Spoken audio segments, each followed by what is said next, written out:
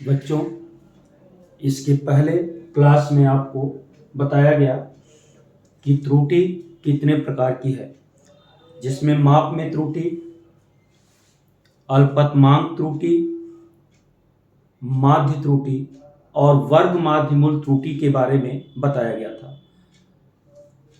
मुझे उम्मीद है कि आप लोगों ने उसे अच्छी तरह पढ़ लिया होगा। अब उस पर कुछ प्रश्न है बेटा। पहला प्रश्न है, यदि किसी पदार्थ का द्रव्यमान यम बराबर 10.250 किलोग्राम है, परंतु इसे मापने पर इसका मान 9.875 किलोग्राम पाया जाता है, तो इसमें त्रुटि ज्ञात करें। इसमें कितना त्रुटि है? देखिए, जो पहले मान दिया जाता है बेटा, उसको हम लोग प्रामाणिक मान कहते हैं, और जो आप प्रयोग में मापते हैं उसको प्रायोगिक मान कहते हैं। तो यहां पर आपने पढ़ा था त्रुटि बराबर क्या होता है। देखें, पहले प्रश्न का उत्तर यह है कि त्रुटि बराबर आपने पढ़ा था बेटा प्रामाणिक मान माइनस प्रायोगिक मान। प्रायोगिक मान अभी हो जाएगा आपका त्रुटि बराबर प्रामाणिक मान कितना दिया आपको 10.250 माइनस 27.725 सॉरी 9.875 ये आपको दिया गया है। अब इसमें से आप इसको जब माइनस करेंगे, ये वैल्यू हो जाएगी आपकी 573.0, या आप लिख सकते हैं त्रुटि बराबर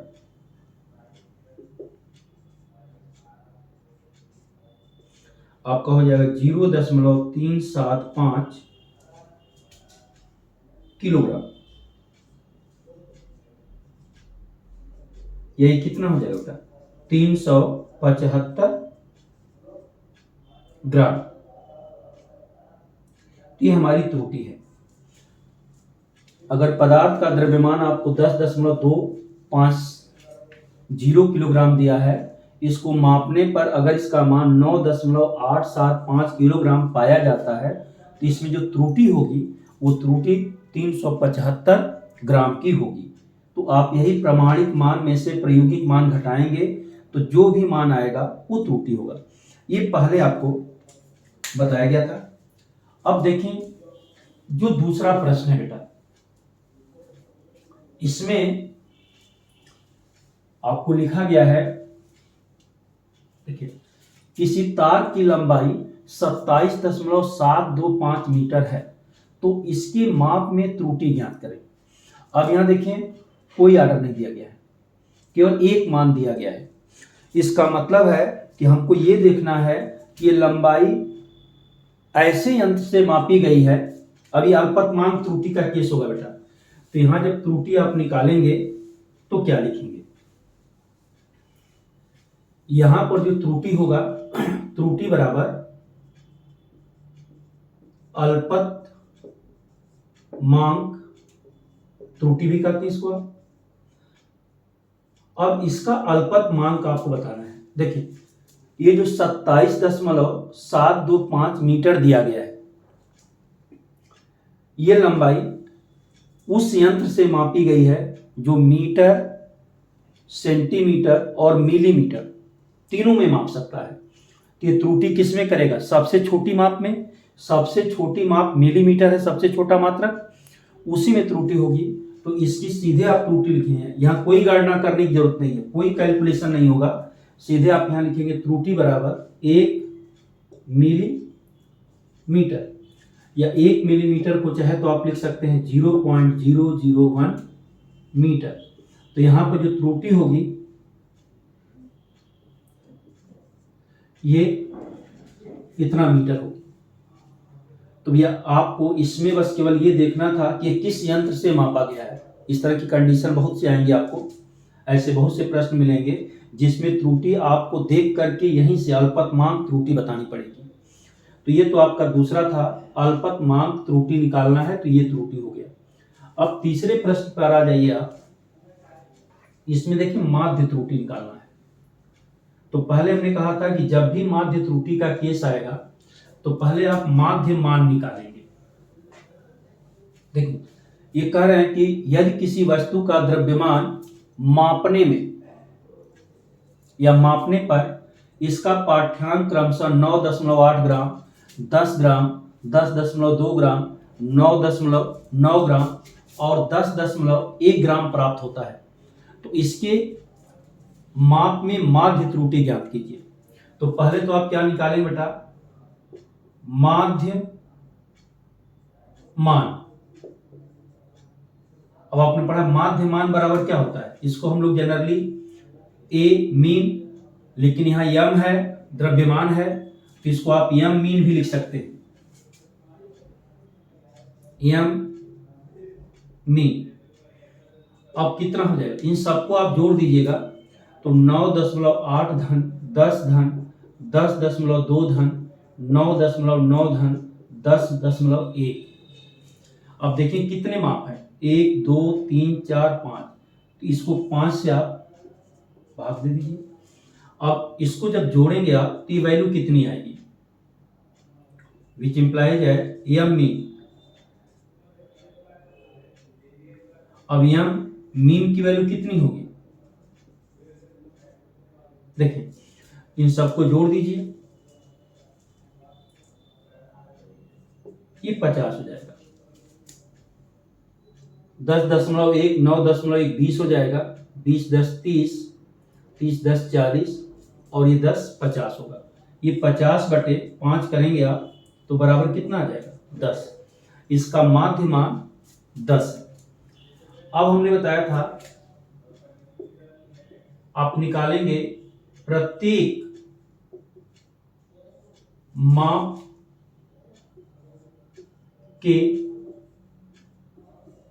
संगत त्रुटि, हर माप की त्रुटि क्या होगा। अब जैसे हम पहले के निकाले, डेल्टा m1 बराबर ए मीन। अब ए मीन या यहां पर देखें डेल्टा m मीन कितना आया, 10 माइनस 9.8 बराबर